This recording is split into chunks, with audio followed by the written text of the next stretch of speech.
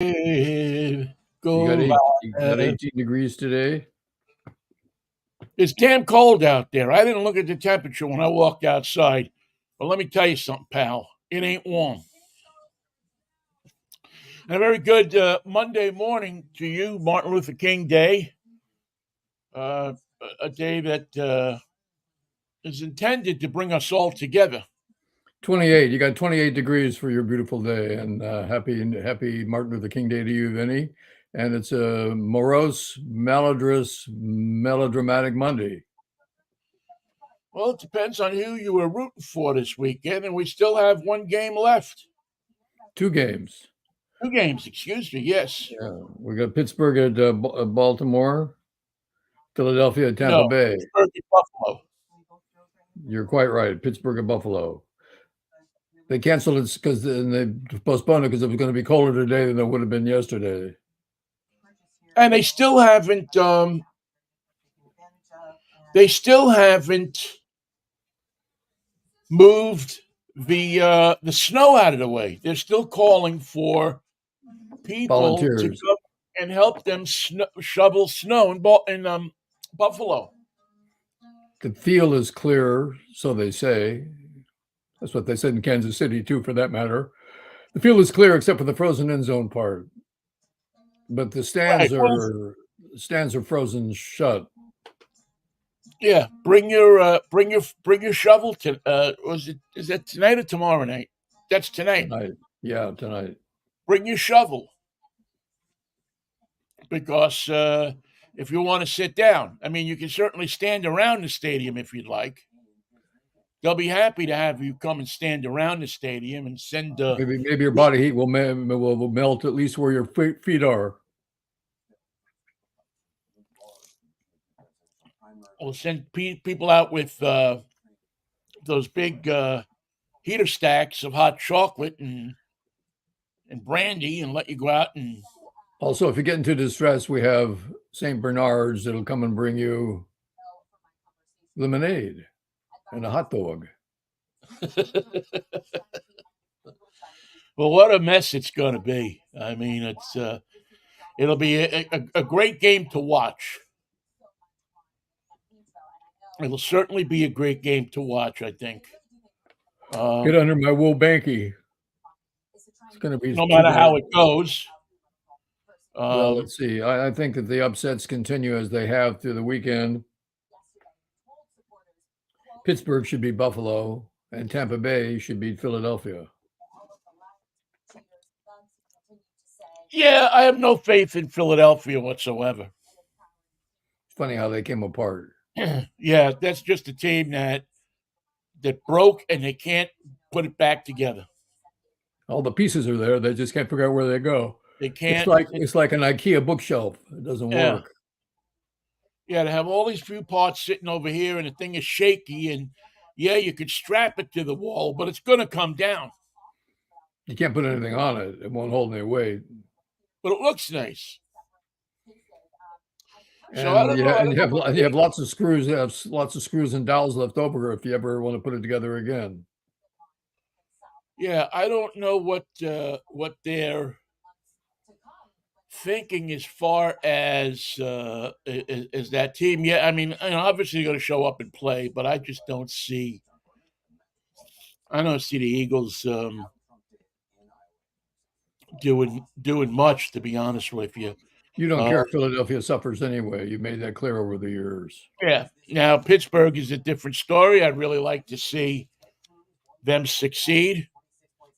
As you know, aside from a few strings that are attached to that city, there's also I put this out there this morning in an answer to somebody. Somebody said who should be the next coach of the Seahawks. And Jed Fish can do both teams. He can do the Seahawks and the Huskies. I don't think he can, Michael. I don't think he's got the time. What I do think is that the Seahawks ought to make a run at Mike Tomlin. I just think he's one of the best coaches in the league. I don't know what the logistics would be about getting him, prying him away from the Steelers, but in the case of everything, money talks, and nobody walks. At Denison's, the men's clothier on Route 22. Has anybody interviewed for the Seahawks job to your knowledge? No, not yet. Because there's interviews going on all over. Harbaugh's with the Chargers today. Yeah, I think there's lists. There's interviews happening around the league, and there's a lot of movement going on. And if the Seahawks want Bill Belichick, they're going to have to call him and make a date. I don't. Do you? I don't know. Do you believe that Bill Belichick would, in any shape, manner, or form, be the right decision for the Seahawks? Well, people question him because of his age and how he suffered through this season. But if you want to judge him by his overall work and the results thereof, it's hard to say as a coach that he doesn't qualify to be of interest to your team who need a coach. Bill Belichick's. If I had to choose between Jim Harbaugh and Bill Belichick, I would choose Belichick. Yeah, I would like to. But you got to interview. You got to. Don't be like the Giants and have a Sure they list are. of teams. I'm just. I haven't seen a big contingent of people coming to town to that they've flown in yet. That doesn't mean they're not going to fly them in, and it doesn't mean that they're sitting over there in Renton right now, bringing people in. Dan Quinn was on the list. After last night, he may be off the list. I think he's accepting a lot of the responsibility for what happened to the Cowboys. Steve Wilkes to the 49ers. Their defensive coordinator is on the list. Kellen Moore is somebody that's going to get a look. Ravens defensive coordinator Mike McDonald. Mike Vrabel, we talked about him. Ben Johnson, the Lions.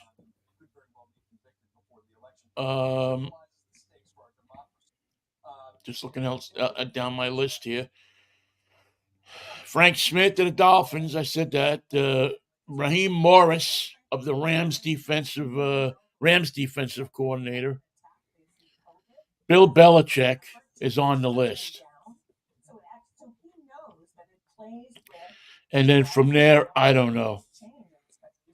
There's a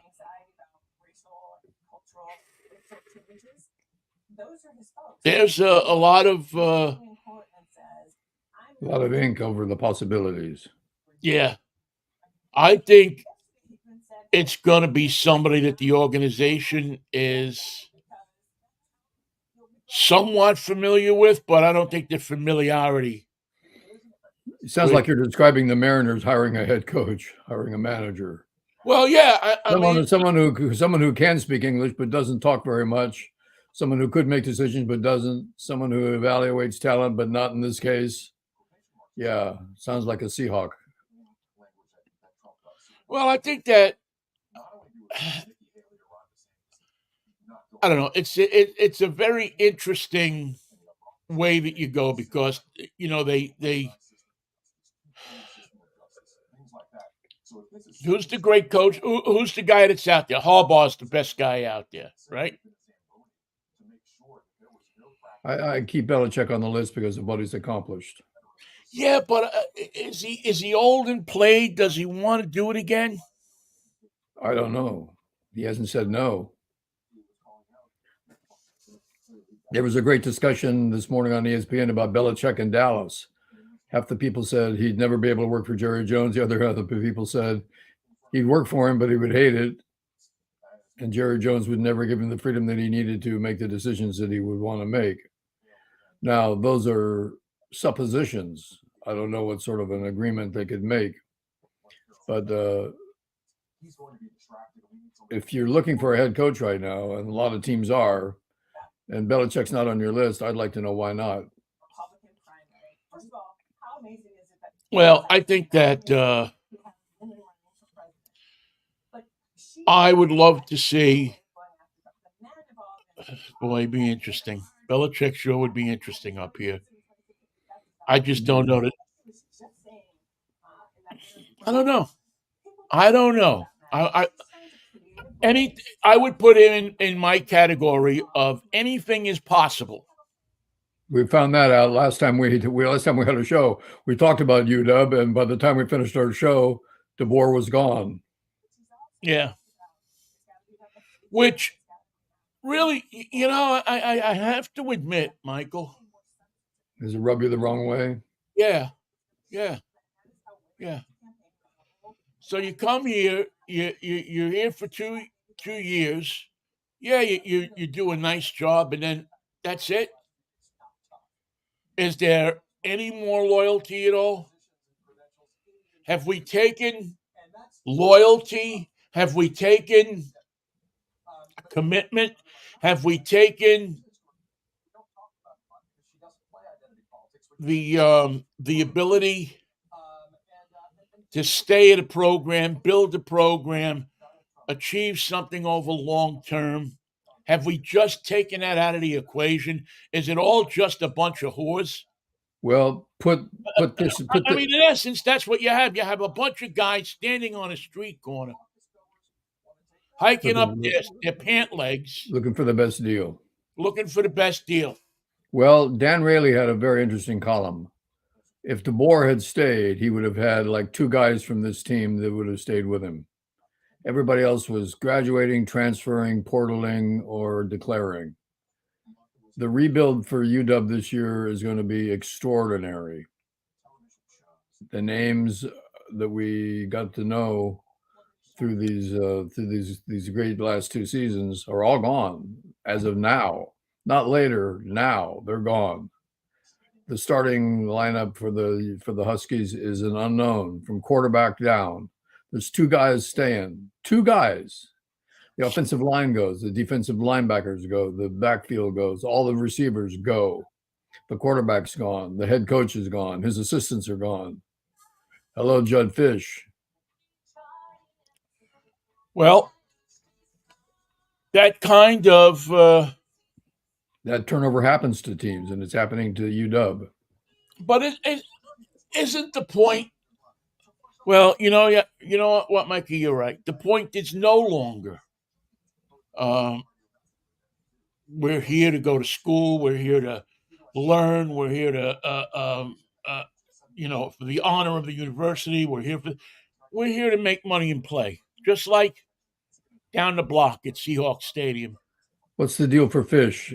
7 years at 7.7 million. You know what? He's here to make money and to do his job. Right. But there's no more. There's no more Don James. There's no more Mike Prices. There's no more. There's going to be. I mean, who's your coach? You don't know from year to year. At least in baseball, you usually know who the manager is from year to year. You get to know his name, yeah. Here, it's ridiculous. It's not college sports. And I only hope that people,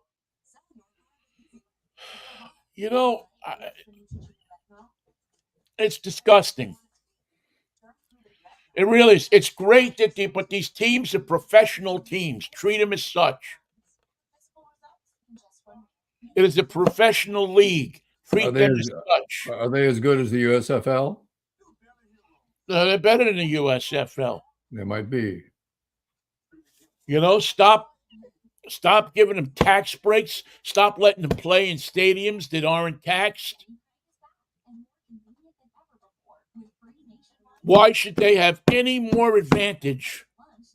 Is that going to make the game that you love any better? Is that going to make it fairer? And is that going to promote loyalty and long-term commitment to a program? There's no loyalty. The only loyalty is with the fans. There's no loyalty among players. There's no loyalty among coaches. There's no loyalty among staff anymore. That rah rah sis boom bah, wear the coat and hold the pennant. Let's do it for old stinky you. It's gone, Michael. It's done. It's finished. Well, not for the fans, though, Vin.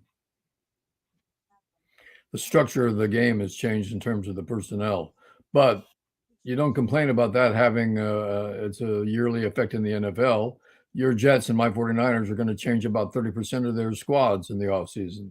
It can't be helped. It can't be stopped. It can't be bettered. And there's But no it's guarantee that there's no guarantee that professional 30% is going to make it better. They're a There's no professional team. No guarantee. They pay taxes in stadiums. They're a business. College sports is supposed to be something different. Well, it evolved, and it still is evolving. It's not what it was, and it's not what it's going to become, but it is what it is this year, and there's competition. Plus, this year in the NFL and in college ranks, we've seen an unprecedented number of vacancies, important vacancies. Harbaugh, has not announced anything, but we assume he's out. He's going to leave and go to the NFL. Saban is out. What's he going to do? He's going to retire and have the office and have full access to DeBoer's game plan. What's the point of that? What's the point of staying in an office on the campus where you don't coach? Well, Pete Carroll's going to have an office in the Seahawks headquarters. Yeah, but Willie Mays has an office with the Giants, but he doesn't get to pick the starting pitcher, which maybe he should. But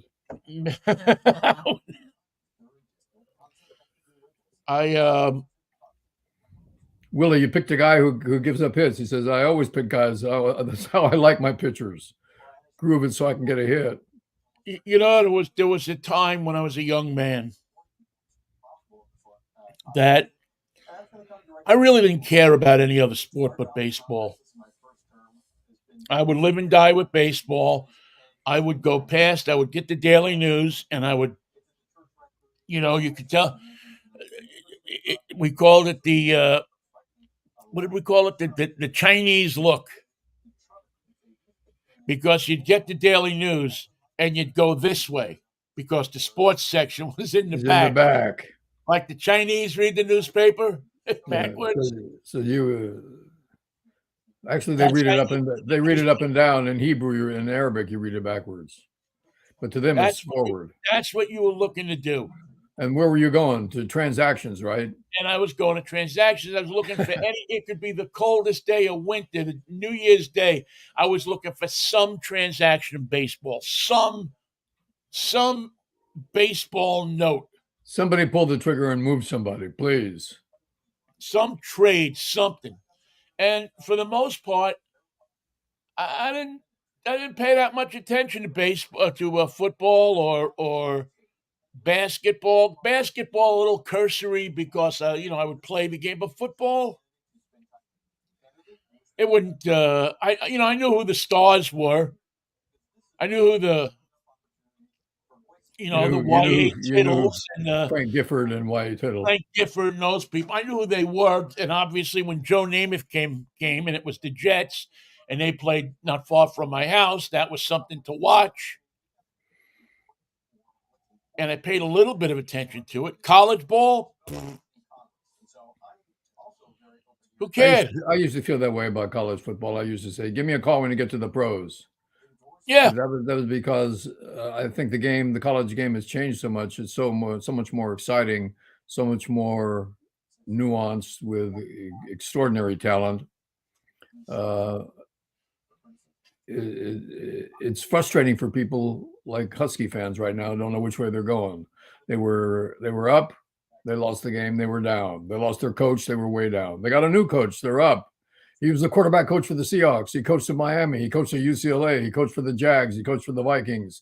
He's coached all these places. He's a real pro. And I'd say, and he did a good job at Arizona. So you just have to be optimistic if you're a Husky fan that you got yourself a replacement for DeBoer, who's a question mark now. He's going into dangerous territory. Yeah. but his record will suggest, as it does to the good people of the University of Alabama, suggests that he's going to continue to be successful. Well, he's only got to do one thing. When? That's it. That's it. And stay at a hotel suites with somebody named Destiny. Her name was Trixie. Her last name was Destiny. It was Miss Destiny to you, or Awful Destiny to him. Oh, Mike Price. Love that guy, Mike Price, man. I guess that's why I like I guess that's why, in many ways, the university experience to me was always better out in Pullman than it was in Montlake. Well, because Pullman's a college town and the whole town is tuned to it. And although Seattle's a college town, there are lots of things going on besides football. Well, Pullman was my dream of what a college town should be. Pullman was what I saw on TV a college town should be. Did they have to freeze the goddamn sidewalks? What's the Yes. what what's the theory behind that? Wouldn't it be better on game night if we froze the sidewalks? I don't know. It was I don't know. And the I nights guess when I can't sleep, I say, you were able to fall asleep upstairs in the Coug while it was still open.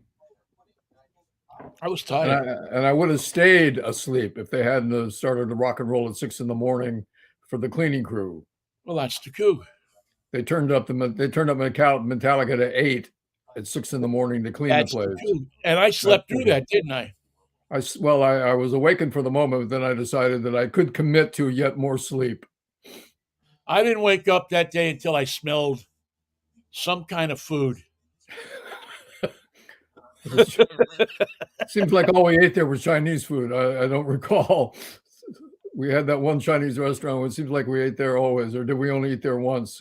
Yeah, I think we ate there a couple of times, but it's the only place you could get in for breakfast. But then remember, what's his name at the Coug made us? He made us cry. eggs and some kind of meat. He made us cry, is what he did. How do you keep this schedule? This schedule's insane. You close at 2, you open up at 6. Yeah, and we got mugs. Because we got mugs. Do you still have your Cougar mug? You bet I do. Yeah, I know. I got mine in my stuff that's soon to be making its way from Pittsburgh to here. Is Mike Tomlin driving it out? I hope so. I hope they give him a look. I mean, I don't know what his contract situation is. I don't know what what you could do to get him if you wanted him. I just think he's one of the best coaches out there today, and I think they'd be awful smart to take a look at him. It's got to be some sort of protocol for approaching a coach that's got a contract within the league. Well, I know they can't touch him until the playoffs are over, or he wins the Super Bowl. Well, if he loses today against Buffalo, that would be one way to get him out. And believe you me, half of the city of Pittsburgh would not be sad to see him go. Well, I hope Jerry Jones does pull the trigger on his head coach, because it'll be 3 years of rebuilding, and I love that. They'll have a new quarterback. Dak Prescott will be gone too.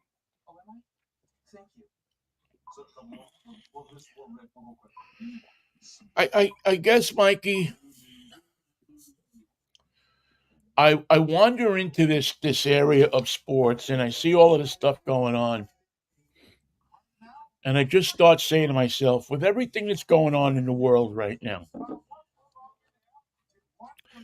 is this where my attention needs to be? You can follow the exploits of the Houthis. They're fun. No, I know. I know sports takes your mind off it, but I just, we have the Iowa caucus is starting today. Oh, by the way, they're the coldest ever. The coldest ever. They've been telling me that for 4 days. Well, let me tell you something. If it's half as cold as it is here, it is the coldest ever because it's freaking freezing here. It's 20. I looked just before we went on. It's 28, so it's a little below freezing. Well, 28 to me is at age 68 is a much colder 28 than it was when I was 18. 28 is a lot colder than it used to be. 28 used to be not as cold as it is now. They turned up the 28 coldness, and it feels like 18. They say it's going to be sunny from 12 to 1. That's called a And by 3 sunbreak. o'clock, it'll get cloudy. It may actually at 12 o'clock hit 32 degrees, 34, 35, a veritable heat wave until sunset. So, and I'm just, I don't Put know, on your put on your woolly knickers. I just, it's when you're driving down the street and the ice cream truck doesn't need to be turned on to keep the stuff cold. Just doors wide open like a taxi going down Fifth Yeah. Avenue. Yeah, you start to say to yourself, well, what about this? Why am I here? What am I doing here? I could be in, San Diego. I could be in Mexico. I don't know if I want to go to Mexico. Well, there's Mission Beach in San Diego, Ormond Court. Can't go wrong. Walk out to the Strand. There's Mission Beach. Yeah, Beautiful I know wide it well. sand. My father trained for the military there, and I have family down there. I just sometimes I say I'm past the cold weather. And the cold weather is colder than it used to be. Well, I don't know. I mean, it seems like it never seems like it didn't seem like it got this cold when I first got here. You think God's behind it because he could be disappointed with Donald Trump and half the people in Iowa intend to vote for him. So God said, this is going to be one cold day and tomorrow's going to be colder. Well, I'm doing it because I'm God and I'm displeased. I'm vexed. They say it's going to be a cold day in hell when Donald Trump becomes president, and it's pretty cold out there. I think hell would be a worse place if it were cold instead of hot. Why should it be hot? Cold is worse. Yeah, cold. Yeah, cold. Excuse me. Cold can get to you. Cold stops the metabolic activity in the cell. Yeah, cold can get to you. So we kick off in Iowa today. But I don't expect many surprises. You don't think that Nikki Haley has a chance of somehow, in some way? Well, I'll ask you the question: what would be a victory for Nikki Haley? What would be a loss for Donald Trump here? A loss, anything that was close would be a loss for Trump. But she has to make up 30 points in one day. And also, Nikki Haley has very odd hand gestures that make me think she's not human. Next to Pat McAfee, she has the strangest hand gestures of any human that I've encountered. There may be others out there. Harry Houdini apparently could do things with his hands that were a little different. But as for Nikki Haley, her hand gestures are so upsetting to me that I can't watch her make a speech. Well, all right. So if Donald Trump comes within, if Nikki Haley comes within 10 points of Trump, that would be a victory. Is that a loss? That's a loss for Trump, isn't it? That's a loss. That's a loss for Trump. He'll have to change his campaigning strategy. That's a loss for Trump. If she can wangle in there, and then you go next week to New Hampshire, and where they actually vote, they don't caucus. You have to go to the poll and vote. Right. I remember all the hubbub last time with Cruz and Trump about that the votes weren't counted right, and Iowa was handled horribly, and I don't know. I think it's Well, going what to be happened was, if for the first time ever, the caucus votes were like 3 days late. yeah. And people assumed that there was chicanery involved instead of ineptitude. Yeah, it probably was ineptitude more than anything else. As Because all the volunteers run the caucus well, system. yeah, that's what you get. I mean, you get volunteers, Doesn't mean they can't count. They were just not counting quickly. right? So it'll be the last NBC News poll from our friend Kornacki. I'm trying to get him up here. The indelible Steve Kornacki. Who has made quite a career for himself. With the big board, he does And football. He does. khaki pants. How many pairs of khaki pants does he have? That's the question. He And has a I lot of would khaki I would pants. I would like to see. And he wears the same tie every day too. So I would like to see the numbers roll out on khaki pants. How much they cost, where he gets them, how long does it take to buy a pair? Does he order them online? I think he orders them online. Has his size changed since he started working at I MSNBC? think it has. I think it has. So you have the final January numbers here for asking the question. NBC News asking the question. NBC News Des Moines Register Mediacom poll in January. Trump is at 48%. That's what I saw this morning.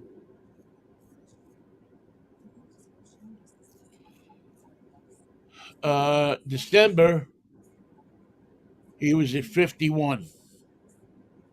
So he's losing a little ground. Losing his edge. Haley in December was 16%. That's a butt whooping. And what has she got now? She's at 18? 20. Still a butt whooping, but I like movement. I like movement. A lot of that can be attributed to the constant campaigning and the television barrage that the good people of Iowa are suffering under. DeSantis is actually gone backwards. He was at 18 in December. He's down to 16 in January. Backward is good for him. He's actually, his whole campaign is about being Well, backward. he's backward. Now the only guy that's really, I mean, if you really want to think about somebody who's made a move, Ramaswamy was Yes. 5% in in December, is at 8%. I know what boosted him. He's got the UFO vote. He's got the conspiracy. He's These, got the people. these You are know people when you from other. fly over America and you look down once you leave the Chicago area, and you see Squares. there's one light on a lamppost somewhere, and under that light there's a house, Yeah. and it's really a farm. It's a barn and everything, but you can only see the house under the light. Right. That's Ramaswamy's vote. Well, I thought when you were saying flying over America, you were talking about the alien vote. That is, actual people from other planets who are registered to vote in Iowa. There's a few of them, not a lot, but they have a great sense of humor, and they want to see what would happen if Ramaswamy was elected to anything. Can you imagine Ramaswamy as the dog catcher? What would the dogs think of that? I would feel bad for the dogs. I feel bad for the dogs anyway, but especially, yes. I would feel very bad for the dogs in a Ramaswamy administration. So Kornacki is interesting. It looks like he has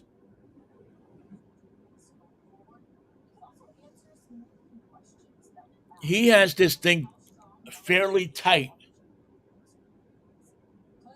with his prognostication Between who and who?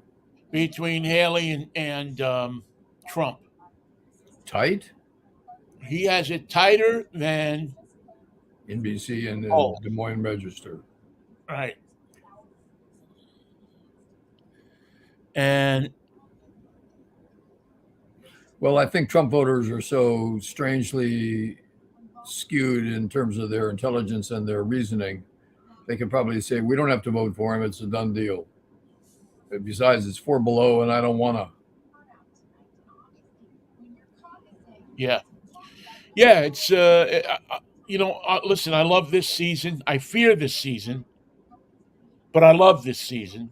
Well, It'll be no one is a month from now. No one will remember what happened in Iowa because we'll be on to South Carolina, New Hampshire, Nevada, and all of everything that we talk about today will become less and less important or factual groundwork for the result of the election.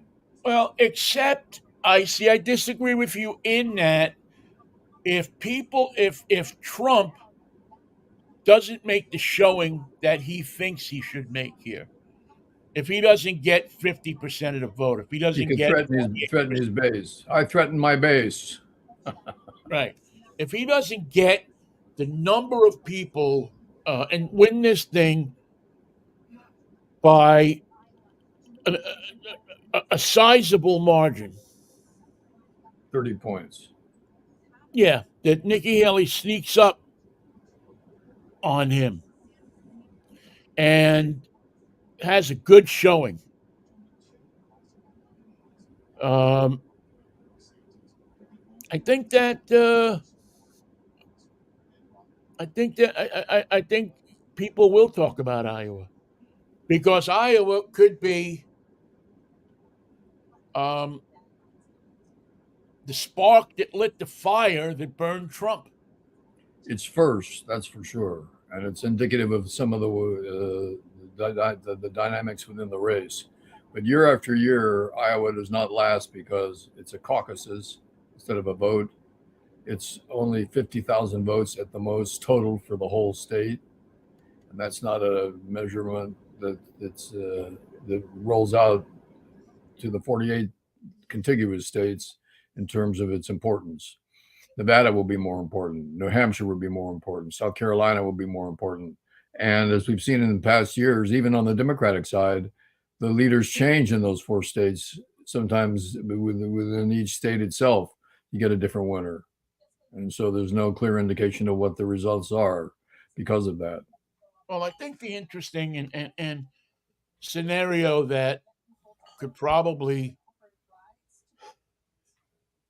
start something would be that you get a tighter race than anybody expected between Trump and Haley tonight.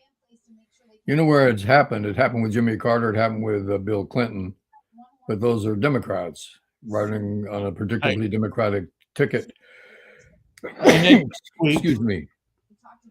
Next week, you get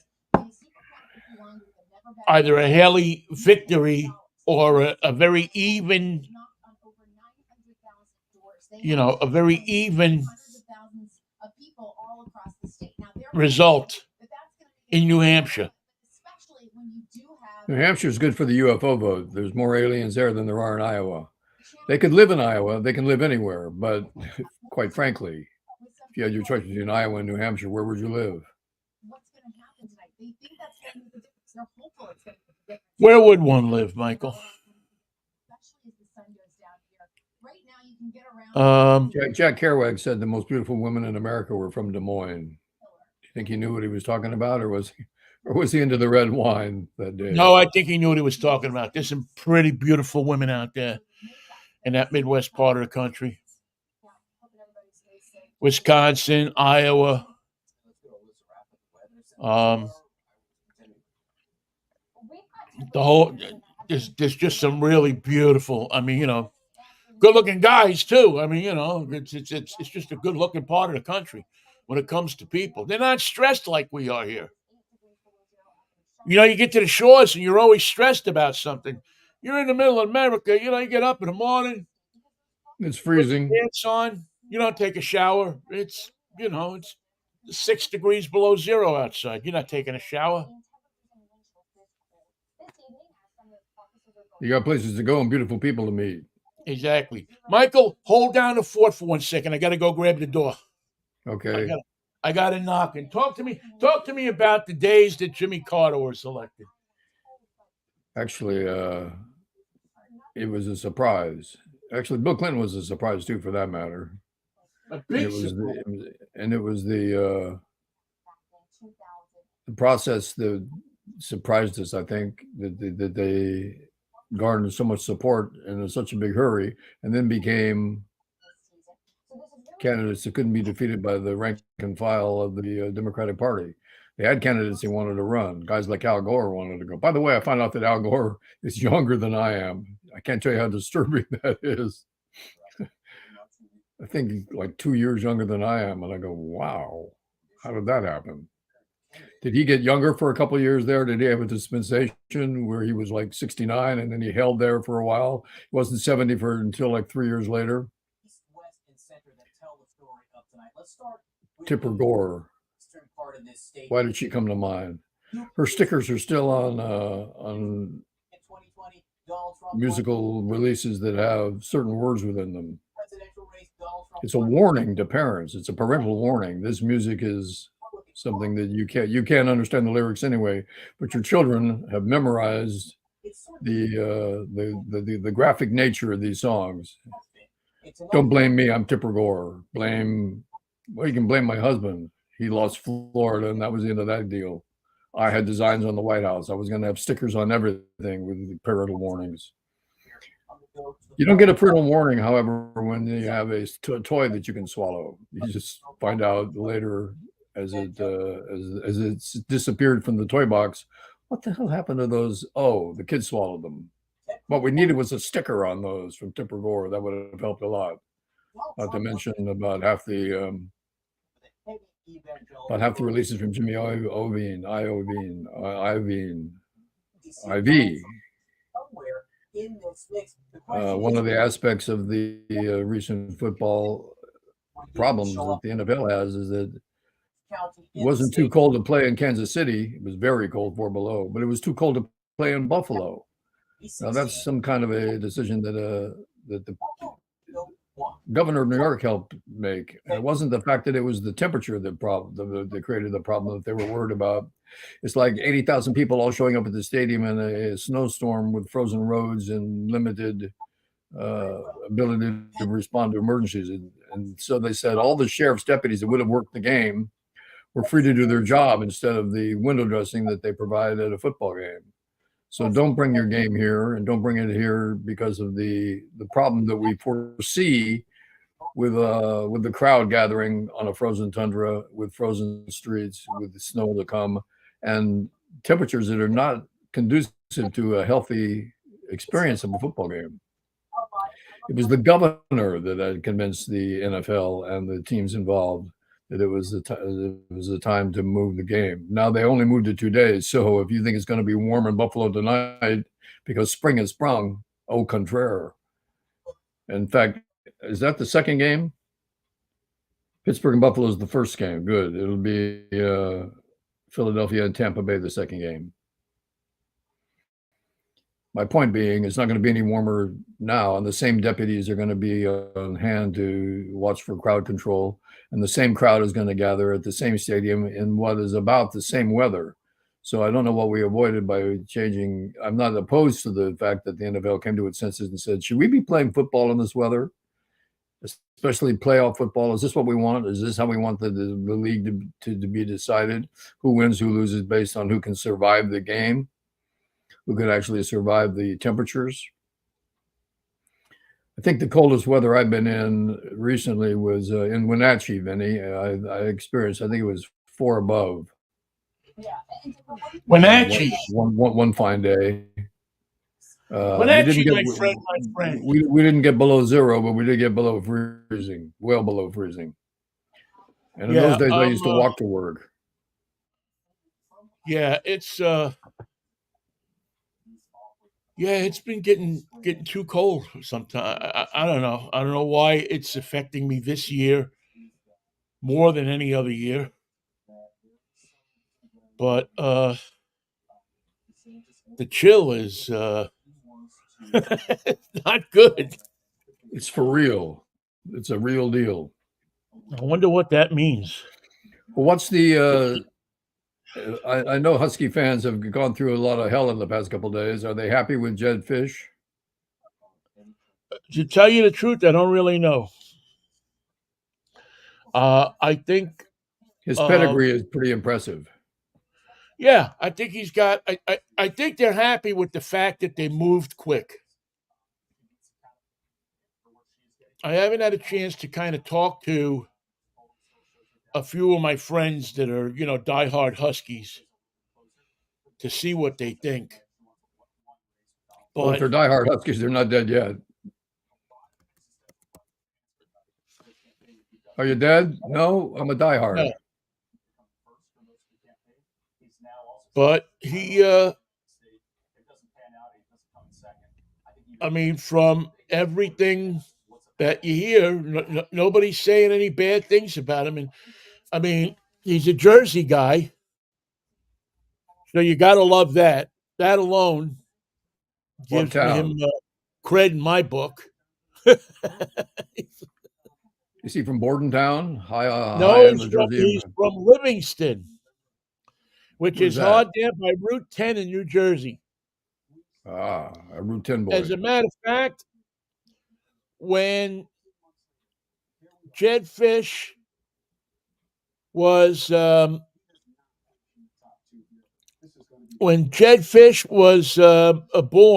back in May 5th, I was actually working around Livingston, New Jersey. Did you get As an invited auto to the baby party? as a what? Did you get invited to the baby luau? No. But I worked in that area as a auto damage appraiser, and he was born in Livingston, which is a trendy Tony suburb of New York. He, he was here with the Seahawks for a short time. Quarterback's coach. Yeah, quarterbacks coach with who was the quarterback in I think it must have 2010? been Was Russell Wilson, wasn't it? No, it was that guy before Wilson. Remember, he had a big long last name. Biff Jiggerman. Yeah, Biff Jiggerman. They had. I don't think they. I think they had got. That was the year. That was when Mora was the coach, right? Or maybe no, maybe it was Pete Carroll's first year. Pretty sure he coached with Carroll. Maybe the Seahawks didn't have a quarterback. They did that a couple of years. They tried it without. No hitting only in when right they field. Who was the guy I'm looking at? There's a guy. There was what was his name? He had a weird.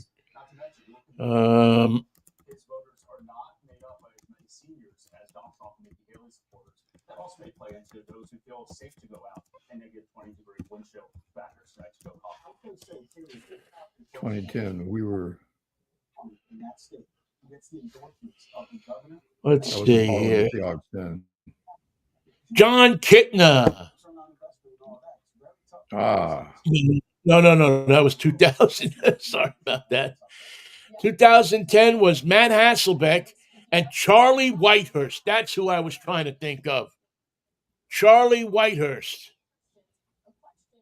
Boy, I don't remember him. And he was the backup to Matt Hasselbeck. And because they had Hasselbeck took over for Kittner. It was John Kittner and Brock Eward in 2000. Then 2005, it was Matt Hasselbeck. He played all the games. That's the year they went to the Super Bowl. Then Seneca Wallace, Matt Hasselbeck and Seneca Wallace, Matt Hasselbeck, Seneca Wallace, Matt Hasselbeck, Charlie Fry. And then they brought in the quarterback of the future behind Matt Hasselbeck, Charlie Whitehurst. And then he was the quarterback. Hasselbeck and Whitehurst were the quarterbacks in 2010. So they needed a quarterbacks coach desperately. Yeah. And then Tavares Jackson came in, and he lasted a year. And then they drafted Russell Wilson.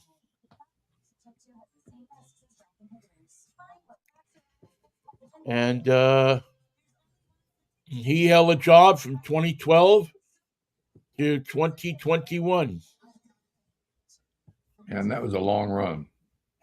That was a long run, long and successful run. 2 Super Bowls.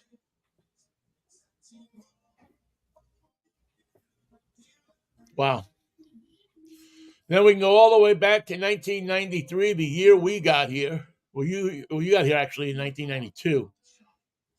Who were the 3 quarterbacks in 1992? Well, it was the year before Greg Meyer, wasn't it? Rick Meyer, yeah. Rick Meyer.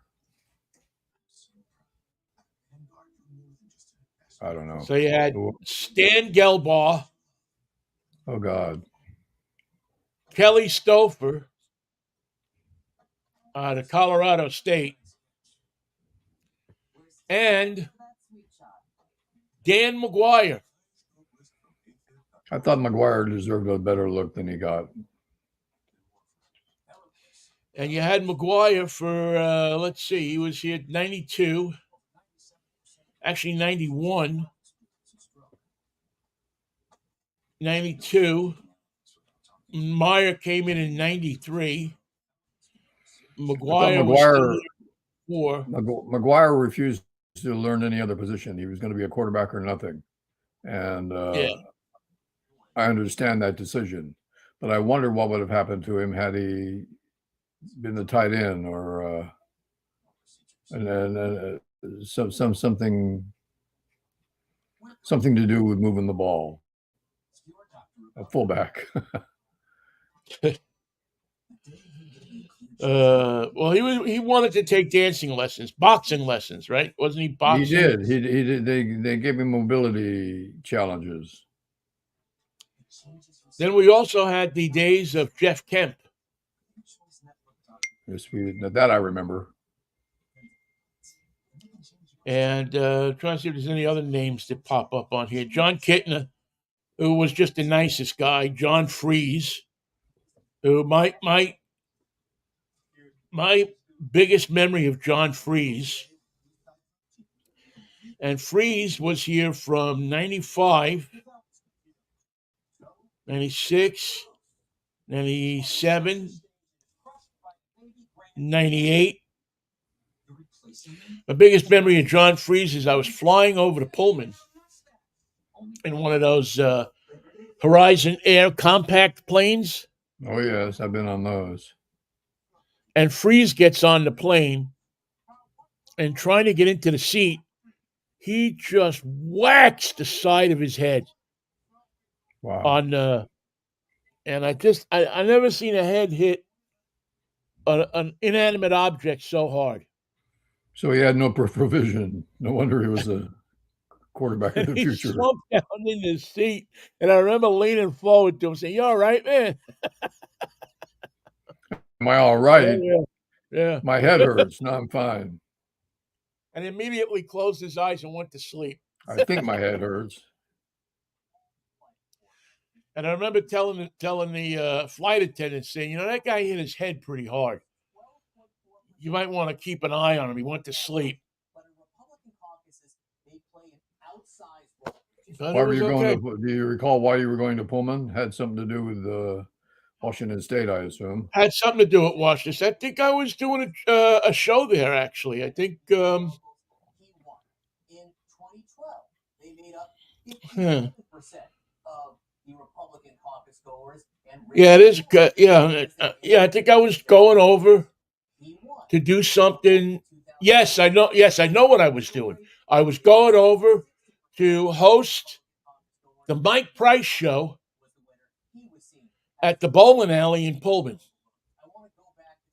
Did the bowling alley have a bar? Yes. Okay, let's proceed. Yes, that's what it was. I was going over to host the Mike Price show at the, they used to do that Thursday night coaches show at, I forget what that bar. So they said, well, they want you there in person. So I said, okay. So as soon as we got done, I got to the airport, got on the plane, and then You saw did the John show Kitten that go to. night. You could report that John Kitten is suffering from a concussion thanks to Horizon Air. No. John Freeze. Same thing. Yeah. Kittner was always a good guy. I always liked Kittner. He was very religious guy, but a nice guy. Just he didn't impose it on you. God doesn't make any decisions about the NFL anymore. He made a few back when Otto Graham was I think if quarterback. you ask the players, they'll tell you that he did, that he does, he did, and he will. If they win, Um, they're absolutely convinced that God is good. If they lose, God is good, but also a son of a bitch for not helping them. I wonder if, just out of curiosity, is our friend Ralph Williams still with us? I know he listens, and I'm just wondering if Ralph is still with us because Because he's in Pittsburgh, and I would love to get him to tell us a little bit about tonight's game, right? and also Mike Tomlin's chances of being bought out. What would the buyout be? Yeah, I'll have to, but maybe we'll get him on for Wednesday. We'll see what happens with the game, and then we'll go into it. I mean, I think it's a far cry from reality, but if we've learned anything in this life, it's that you can kill anybody. No, if we've I learned know anything, that's what I was thinking. You can get to anybody. Mikey. Well, listen, pal. I am going to cut it a wee bit short. I mean, we're right there anyway. But I'm We're having a right here. little, thing here this morning, and I need to go attend to it. Anything else? Any wars or anything else that we haven't covered? Let me consult my notes. Oh yes, according to the headline in the LA Times this weekend, COVID and the RSV respiratory disease are hitting LA County extremely hard right now. Now's the time to be wearing your mask when you go to the store. I think that's a good idea. Yeah, I think it's happening up here too. To be honest with you, We got I 10 think we're million seeing. people in this county, and we're being hit hard. Yeah, I think we're. Yeah, I think we're. I think we're on the same And, page here. as you know, I had that respiratory crap, and let me tell you, it liked to kill me. Is that RS? Was that RSV? I believe it was. I got the shot for it, and damned if I didn't get it. A terrible cough, Uh, and malaise, a weakness that you don't want to know about.